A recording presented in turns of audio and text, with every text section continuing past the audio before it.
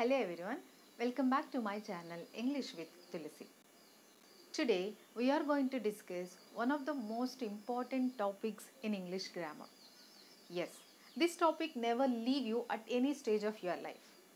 If you are studying in the primary section, you have to learn this topic. If you are moving to higher studies, you should learn.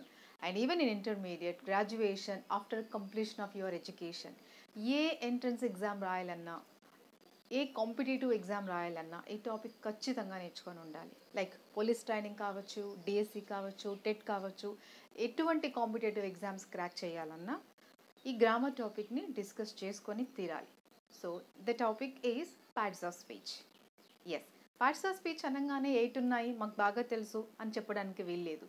ఈ individual 8 కూడా again divided into multiple types. So అవన్నీ in డీటెయిల్గా, ఈజీగా, సింపుల్గా ఈరోజు మనం discuss చేద్దాం. As I stated earlier, today we are going to discuss parts of speech. How many parts of speech are there in English language? Such a simple question. There are 8. As you all know, noun, pronoun, verb, adverb, adjective, preposition, conjunction, interjection. Yes, that's all. What these parts of speech will discuss? A noun is a naming word, as we all know. Pronoun, instead of noun, it uses. Verb, it tells about an action. Adverb, it tells the quality of an action. Adjective, it tells the quality of it tells the quality of a noun or pronoun is called as adjective. Preposition, which plays an important role in a sentence and which maintains relation to the words in a sentence, is called as preposition. Conjunction, which joins the sentences. And finally, interjection, which helps to tell our sudden feelings. So let us move on one after one in detail. Today we are going to discuss about the noun. Noun గురించి discuss చేద్దాం. What is noun? Noun అంటే నామవాచకం, పేర్లను గురించి తెలిపేదాన్ని noun అని చెప్తాం. Clear?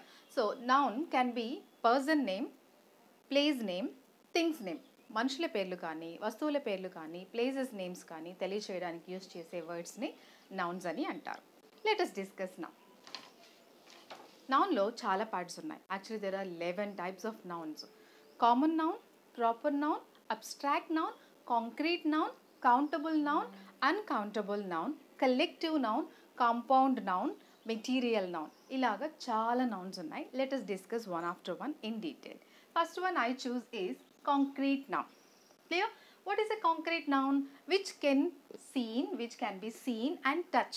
Concrete గా చాలా సాలిడ్ గా ఉంటుంది. మనం చూడగలము, టచ్ చేయగలము, ఫీల్ చేయగలం. That is to say that texture ఏంటి, దాని యొక్క సైజ్ ఏంటి, షేప్ ఏంటి, ఈజీగా మనం ఐడెంటిఫై చేయగలం. అటువంటి నౌన్స్ని కాంక్రీట్ నౌన్స్ అని అంటారు. So concrete nouns are nouns example. See, this is the whiteboard. So we can touch this, we can feel this, the texture, the smooth texture, the color, the shape, everything we can feel here. So this comes under concrete noun, like board. So already చెప్పుకున్నాం, noun అంటే naming word అన్నాం. అందులో మనము concrete noun గురించి discuss చేసుకుంటున్నాం. Board, book, marker, pen. So all this, fridge. So we can touch all these things and we can feel that. So మనం ఏదైతే touch చేసి వాటిని అనుభూతి చెందగలమో వాటన్నిటిని కాంక్రీట్ నౌన్స్ అని అంటారు. Clear? And moving on to abstract noun. And abstract noun which we can not seen and touch. మనం చూడలేము, టచ్ కూడా చేయలేము, but we can feel that. మనం దాన్ని ఫీల్ చేయగలం. Let me give an example so that will be very easy. Like beauty, goodwill, honesty, poverty. So there are many. So ఇవన్నీ ఒకసారి క్యాజువల్గా చెక్ చేయండి. ఇవన్నీ మనం చూడగలమా? చూడలేం, but we can only feel. చూడలేము అండ్ టచ్ కూడా చేయలేం. నేను చాలా హ్యాపీగా ఉన్నానని చెప్తాం. So okay, happiness. సో చాలా హ్యాపీగా ఉన్నాను. ఎంత హ్యాపీగా ఉన్నాను? ఐ కాంట్ ఏబుల్ టు, చాలా, అంత మాత్రమే చెప్పగలం.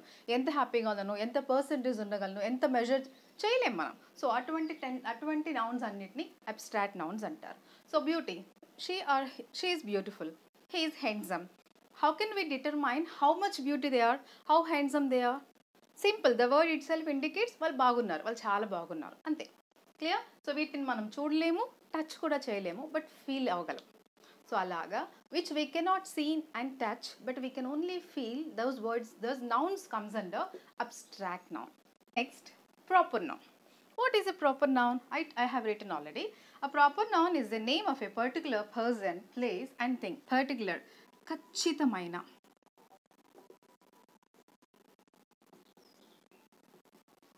సో ఒక స్పెసిఫిక్గా, పర్టికులర్గా, ఎగ్జాక్ట్గా ఒక పర్సన్ గురించి కానీ, ఒక ప్లేస్ గురించి కానీ, ఒక థింగ్ గురించి కానీ మనం మాట్లాడుతున్నామంటే అది ప్రాపర్ నౌన్ అవుతుంది. ప్రాపర్ నౌన్కి ఇంకొక ఇంపార్టెంట్ ఇండికేషన్ ఏంటంటే, this proper noun will start with the capital letter because it's a particular person name. ఎవరైనా ఇక్కడ మీ పేర్లని స్మాల్ లెటర్తో స్టార్ట్ చేస్తారా? It's highly impossible, right? లేదు, ఒక మౌంటైన్ నేమ్ రాస్తున్నారు, స్మాల్ లెటర్తో రాస్తామా? No. So we have to write only with capital letter. ఖచ్చితంగా స్పెసిఫిక్గా ఒక నౌన్ గురించి మనం డిస్కస్ చేస్తే all those nouns comes under proper noun. Example,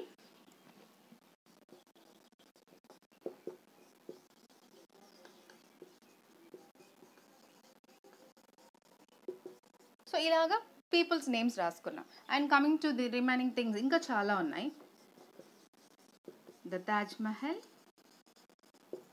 the statue of Liberty,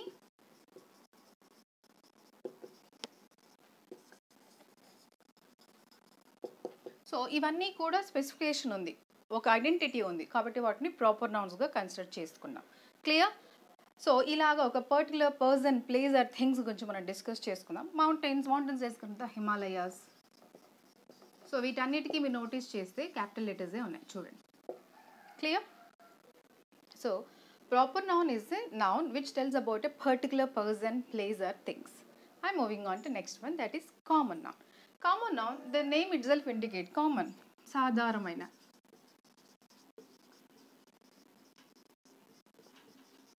సాధారణమైన, క్యాజువల్ థింగ్. సాధారణమైన నౌన్స్ అన్నిటిని కామన్ నౌన్ కింద కన్సిడర్ చేయొచ్చు. It is a word for a person, place, a thing or animal. ఏమన్నా ఒక మనుషుల గురించి కానీ, ప్లేసెస్ గురించి కానీ, యానిమల్స్, థింగ్స్, వీటి గురించి సాధారణంగా క్యాజువల్గా మనం డిస్కస్ చేయాలంటే వీటిని యూజ్ చేస్తాం. Example, boys,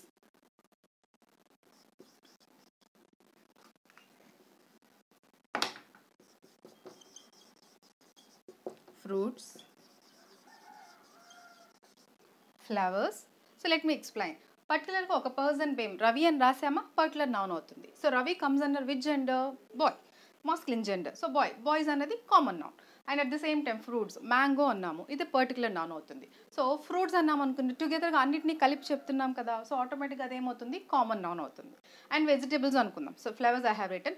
rose is a particular noun. Flowers అంటే అన్ని రకాల పూలు ఏమైనా ఉండొచ్చు, అందులో రోజ్ ఉండొచ్చు, జాస్మిన్ ఉండొచ్చు, హెబిస్కస్ ఉండొచ్చు, ఇలా ఏమైనా ఉండొచ్చు. అన్ని ఫ్లవర్స్ని కలిపి మనం ఇక్కడ క్యాజువల్గా, సాధారణంగా అన్ని టుగెదర్గా చెప్తున్నాం కాబట్టి వాటిని కామన్ నౌన్స్గా కన్సిడర్ చేస్తాం. ఇప్పుడు ఇంతకుముందు చెప్పినట్టు వెజీస్, క్యారెట్ అనుకున్నాం. క్యారెట్ అనేది ప్రాపర్ నౌన్, ఒక పర్టికులర్ వెజిటేబుల్ని మనం ఇక్కడ ఇండికేట్ చేస్తున్నాం. అలా కాకుండా వెజిటేబుల్స్ అన్నాం అనుకోండి, so vegetables comes under common noun. So I think it is very clear. ఇప్పుడు క్లియర్గా అర్థమైంది కదా.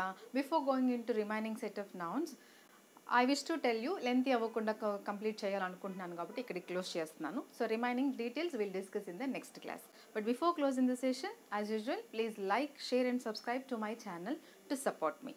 My sincere suggestion to all, while learning, please make it down in a pen and paper so that you will be very easy to identify. Further డేస్లో నేను examples కూడా ఇస్తాను, వాటిని మీరు ఈజీగా ఐడెంటిఫై చేయగలగాలంటే వాటిని నీట్గా రాసుకోండి. క్లియర్? Thank you.